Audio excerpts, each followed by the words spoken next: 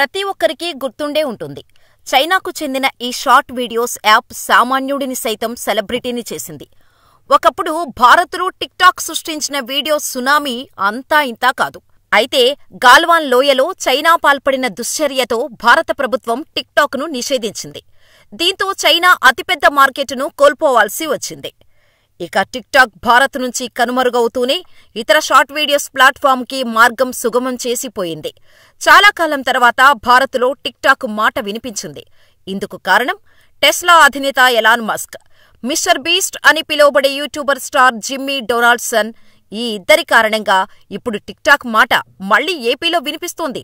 టిక్టాక్ను వీరిద్దరిలో ఒకరు కొనబోతున్నట్టు తెలుస్తోంది. సో అసలు విషయమేంటో తెలుసుకుందాం. 2017లో ప్రారంభమైన టిక్టాక్ కథ బార్లతో పూర్తిగా ముగిసిపోయింది.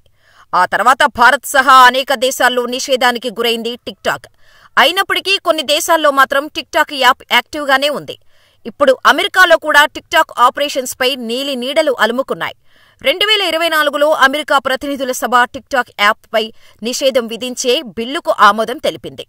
జనవరి 19, 2025 నాటికి టిక్టాక్ అమెరికా కార్యకలాపాలను విక్రయిస్తారా లేదా నిషేధాన్ని ఎదుర్కొంటారా అనే నిర్ణయం తీసుకోవాలని అమెరికా సుప్రీంకోర్టు సూచించింది. అయితే టిక్టాక్ సంస్థ ఈ నిర్ణయానికి వ్యతిరేకంగా కోర్టులో అప్పీల్ చేసింది. కానీ చట్టపరమైన పరిస్థితులు చూస్తే టిక్టాక్పై నిషేధం విధించేందుకు అనుకూలంగా ఉండే అవకాశం ఉంది.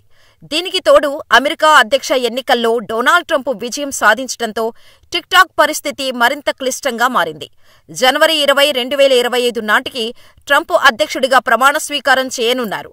ఆయన గతంలో అధ్యక్షుడిగా ఉన్న సమయంలో టిక్టాక్ డేటాని చైనా దుర్వినియోగం చేస్తోందని కారణాలు చూపుతూ పలుమార్లు నిషేధానికి ప్రయత్నించారు. అయితే ఇందుకు భిన్నంగా ప్రస్తుతం ట్రంప్ ప్రతినిధులు టిక్టాక్ నిషేధంపై స్టే విధించాలని కోర్టును కోరుతూ అప్పీల్ చేశారు. ట్రంప్కు అత్యంత సన్నిహితుడైన ఎలాన్ మస్క్ టిక్టాక్ అమెరికా కార్యకలాపాలను కొనుగోలు చేసే అవకాశాలు ఉన్నాయి. టిక్టాక్ను సగం అమెరికా జనాభా వినియోగించుకుంటోంది. టిక్టాక్ అమెరికా కార్యకలాపాల ద్వారా సంస్థకు $40 బిలియన్ ఆదాయం వస్తోంది. అయితే యాప్పై నిషేధం విధిస్తే కంపెనీకి భారీ నష్టం వాటిల్లుతోంది. అదే ఎలాన్ మస్క్ టిక్టాక్ను చేజిక్కించుకుంటే అది అమెరికా యూజర్ల డేటాను సురక్షితంగా ఉంచడంలో సహాయపడుతుందనే అభిప్రాయాలు ఉన్నాయి. ఈ విషయాన్ని టిక్టాక్ అమ్మకానికి వచ్చినట్టు పలు అంతర్జాతీయ పత్రికలు ప్రచురిస్తున్నాయి. ఇందులో భాగంగానే టెస్లా అధినేత ఎలాన్ మస్క్ టిక్టాక్ను కొనుగోలు చేసేందుకు ప్రయత్నాలు జరుగుతున్నట్టు అంతర్జాతీయ మీడియా ఓ కథనం ప్రచురించింది. చైనాకు చెందిన టిక్టాక్ ప్రతినిధులు అమెరికాలోని టిక్టాక్ ఆపరేషన్స్ ని ఎలాన్ మస్క్ అమ్మేందుకు చర్యలు జరుపుతున్నట్టుగా ప్రముఖ పత్రిక బ్లూంబర్గ్ ఓ కథనం రాసుకొచ్చింది. ప్రస్తుతం చర్చలు ప్రాథమిక స్థాయిలో ఉన్నట్టు ఈ పత్రిక ప్రకటించింది. టిక్టాక్ యాప్ని అమెరికా నిషేధిస్తుందన్న వార్తలు వస్తుండటంతో ఈ నిర్ణయం తీసుకున్నట్టు వెల్లడించింది. ప్రస్తుతం చక్కర్లు కొడుతున్న ఈ వార్త నిజమైతే కనుక అమెరికాలో టిక్టాక్ ఆపరేషన్స్ ని మస్క్కు చెందిన ఎక్స్ చేపడుతుందని సమాచారం. అమెరికాలో ఎక్స్కు 170 మిలియన్ల మంది యూజర్లున్నారు. టిక్టాక్ను ఎక్స్తో ఇంటిగ్రేట్ చేసే అవకాశం ఉన్నట్టు తెలుస్తోంది. అయితే టిక్టాక్ కొనుగోలు ధర $40 బిలియన్ నుంచి $50 బిలియన్ల మధ్య ఉండే అవకాశం ఉన్నట్టు సమాచారం.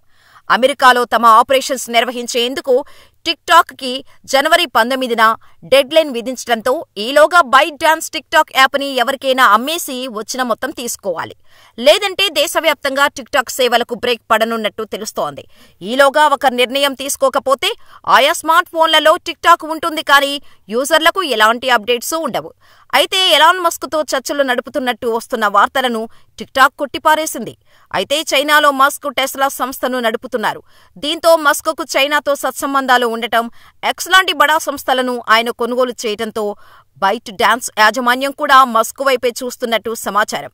ఒకవేళ టిక్టాక్ను కొనుగోలు చేసేందుకు మస్క్ ఆసక్తి చూపకపోతే మైక్రోసాఫ్ట్, ఒరాకిల్ లాంటి టెక్ దిగ్గజ సంస్థలు ఈ షార్ట్ వీడియో యాప్ని కొనుగోలు చేసేందుకు సిద్ధంగా ఉన్నట్టు వార్తలు చక్కర్లు కొడుతున్నాయి. ఈ క్రమంలోనే మిస్టర్ బీస్ట్ పేరు కూడా టిక్టాక్ను కొనుగోలు చేయనున్నాడు అనే వార్తలు వినిపిస్తున్నాయి.